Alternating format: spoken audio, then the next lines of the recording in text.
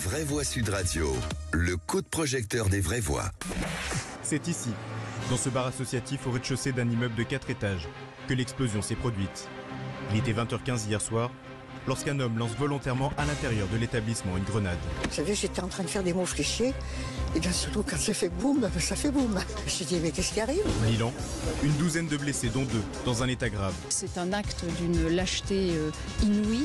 Nous vivons une période d'escalade de la violence, à la fois dans sa localisation, dans sa temporalité, souvent en pleine journée. Ouais, de la lassitude, sérieux, la lassitude, et on a beaucoup l'impression que les autorités ils s'en foutent. L'auteur de l'attaque d'hier soir est toujours recherché.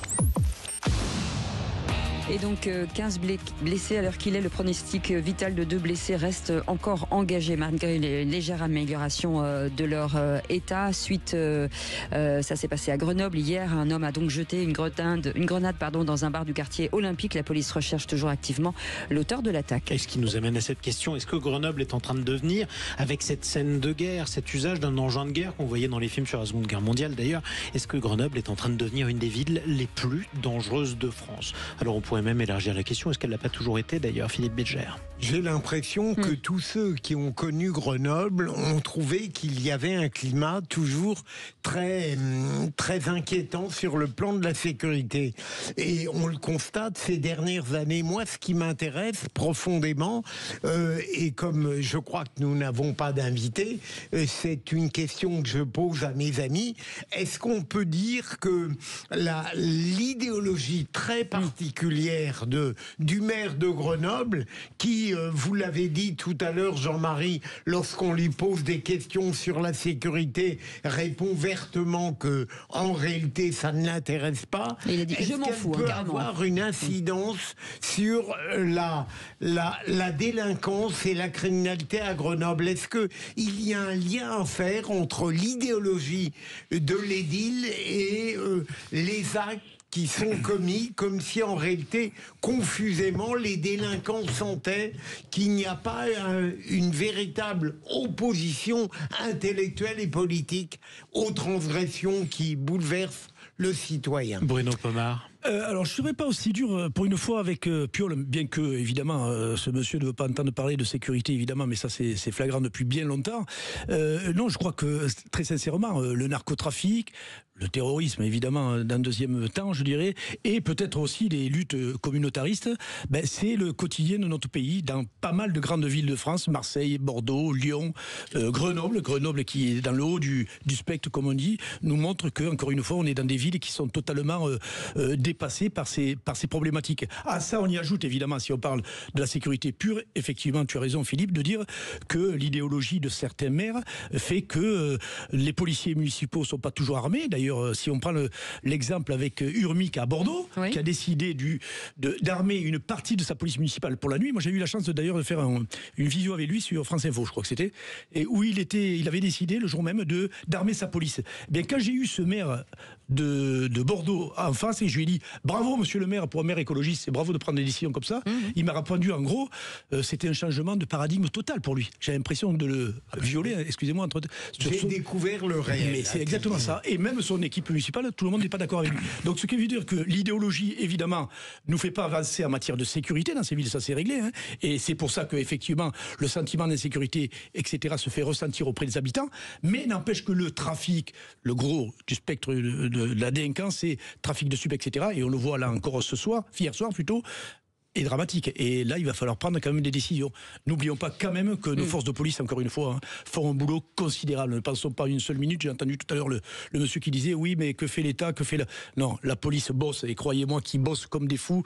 L'OFAS, que ce soit l'antiterrorisme, que ce soit la sécurité publique, que ce soit la PJ, bossent comme des malades et arrivent évidemment à avoir des résultats. On l'a vu avec cette petite gamine qui a été assassinée, mais sur tout un tas d'opérations, les policiers arrivent à trouver des réponses, et heureusement. Pierre-Yves Martin, le problème, c'est que pour l'instant, on ne sait toujours pas qui c'est. S'il y avait eu la vidéosurveillance, peut-être qu'on l'aurait identifié déjà. Je pense, pour répondre à la question de Philippe, je pense que ça n'aide pas d'avoir un maire qui a un courant idéologique, qui est sur un courant idéologique anti-sécuritaire, entre guillemets. Mais je pense qu'effectivement, je suis très sensible à ce que vient de dire Bruno, aucune ville sur le territoire français peut prétendre être une référence en matière de lutte contre le narcotrafic, par exemple. Donc oui, certainement, un système de vidéo permettrait de faciliter les choses, mais la réalité, c'est que le territoire, on parlait des jeunes tout à l'heure, le territoire français doit faire face à des psychologies, des comportements qui ont un peu dérapé dans un cadre qui est plus celui qui devait l'être. Un peu dérapé. Oui, enfin, un peu dérapé, beaucoup. Enfin, bref, donc en fait, je pense que les propos, notamment des magistrats, des premiers magistrats de la ville, et notamment du maire de Grenoble, ça ne facilite pas non plus le dispositif de la police nationale, parce que j'ai quand même l'impression que, notamment quand je vois certaines maires de France certains maires de France qui sont contre ces dispositifs, ces appuis. Et du coup, il y a un manque à gagner en matière de ressources policières de la police nationale sur le terrain. Et donc, du coup, ça peut altérer l'efficacité de cette lutte. Alors, le maire écologiste de Grenoble, qui n'a pas beaucoup de chance en termes de timing, c'est vrai, s'exprimait dans Libération. C'était le jour de l'attaque, avant donc cette attaque à la grenade. Et on lui disait notamment, vous êtes critiqué pour l'insécurité de la ville. Qu'est-ce que vous en pensez? Il répondait, je cite, à vrai dire, je m'en fous un peu. Parce que quand il ne reste que des attaques sur la sûreté et la propreté, ça veut dire qu'on a quand même gagné quelques batailles par ailleurs. Et puis, on peut toujours se dire qu'une ville n'est pas assez propre ou pas assez sûre. Il faut résister au tourbillon médiatique. Et il minimise ensuite, je cite toujours, des fusillades, il y en a partout. Ah ben c'est la réponse plate du politicien de base, ça fait peur. Oui, hein. Mais tout de même, c'est une argumentation que je trouve très pauvre, parce que manifestement, l'insécurité qui préoccupe pas seulement les Grenoblois, mais les Français, c'est quasiment le numéro 1 avec le pouvoir d'achat. À l'évidence, ça ne le préoccupe pas, lui. Et c'est une idéologie de gauche, voire d'extrême gauche, qui tend à considérer que la délinquance, son augmentation, ne résulte pas d'une malfaisance humaine ou d'une transgression sociale, mais qu'en réalité, c'est la société qui en est responsable. Le problème, c'est les pertes humaines, parce que vous parlez du maire de Bordeaux, qui finit par se dire qu'il faut les armer, mais on a eu combien de morts, en fait? Peut-être que, alors je dis pas que ça aurait changé beaucoup de choses, mais quand même, si on avait pu éviter une vie où voilà, c'est ça le sujet, c'est que je ne comprends pas pourquoi être sur ces ergots en disant non, non, non, alors qu'on voit bien que la réalité aujourd'hui, et tous les maires prennent le sujet à bras le corps. Ce que disait Philippe, c'est l'idéologie qui l'emporte sur le pragmatisme, sur le. Oui, mais on n'en est plus là.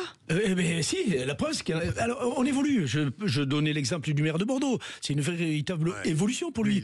Mais quand il me le disait, j'avais l'impression qu'il allait s'évanouir devant moi, quoi. Donc c'est quand même fort. Et son aéropage autour, évidemment, sont pas très donner des armes à des policiers municipaux. Mais c'est ce qu'il faut faire. C'est ce qu'il faut faire à Paris, d'ailleurs. Les milliers même pour de policiers. Protéger les policiers, surtout. Je pense aux policiers en premier, carrément. Donc c'est important, je pense, de voir ce que va nous pondre Retailleau dans ce domaine-là. La sécurité, ce que j'appelle la sécurité globale, le continuum sécurité entre...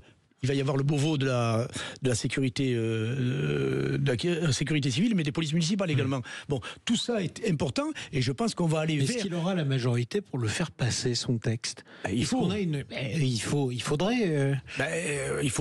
Enfin, de façon très lucide. On peut espérer tout de même que le Rassemblement national, les Républicains et une partie des macronistes le voteront. Le contexte est tel que... Voilà. Mais le problème, c'est que seul le régalien, à mon avis, réglera pas tous ces problèmes. Hein. Police et gendarmerie, police municipale. On va faire comme aux États-Unis, moi je vous le prédis et j'en suis quasiment sûr, c'est qu'il va y avoir une ouverture vers la sécurité privée pour venir un soutien du régalien, un soutien des polices municipales. On parle depuis tellement d'années en plus. Mais oui, mais on va y arriver d'une façon ou d'une autre. Il va falloir sélectionner. On a le CNAPS au ministère de l'Intérieur qui est capable de contrôler des sociétés de sécurité sérieuses qui peuvent peut-être décharger les policiers de tâches indues et de remettre des... Donc il faut que la police sous-traite. Ah ben mais oui, mais alors oui, mais là les instances, vous savez, les hiérarques hiérarques en haut de tous nos ministères, les préfets. Le vol, eux, la base de la police. Bien sûr, les syndicats sont pas contre ça. On leur fixe des missions avec un cadre bien précis. Mais quand je vous dis, moi, pareil, dans les quartiers les plus sollicités, pourquoi ne pas mettre l'armée mixée avec la police? Parce que l'armée veut pas. Bien sûr, et l'armée vous dira surtout que c'est pas son métier. Voilà. Et que, mais à chaque fois que des militaires ont été pris à partie, ils ont fait ce qu'ils savaient faire et c'est normal, ils ont tiré. Oui, mais comme le fait les policiers. Donc vous à Marseille, ils ont fait le boulot. Mais vous voulez rajouter des armes de guerre dans certains quartiers? Mais les policiers ont des G36 comme l'armée. Non, mais pour moi, c'est un faux débat. Mais vous avez raison de dire que les hauts hiérarques de l'armée ne veulent surtout pas aller se mouiller là-dedans. Il faut mieux aller faire la guéguerre. Pour répondre à la question de Cécile, c'est très simple. Les maires, ils ont une balance. Sur un des plateaux, vous avez l'exigence de sécurité. Oui. Sur l'autre, la protection des libertés. Et tous les gens de gauche et d'extrême gauche vont chercher le prétexte des atteintes aux libertés pour ne pas répondre à l'exigence de sécurité, comme s'ils ne voulaient pas faire l'effort de concilier des deux. On peut le faire.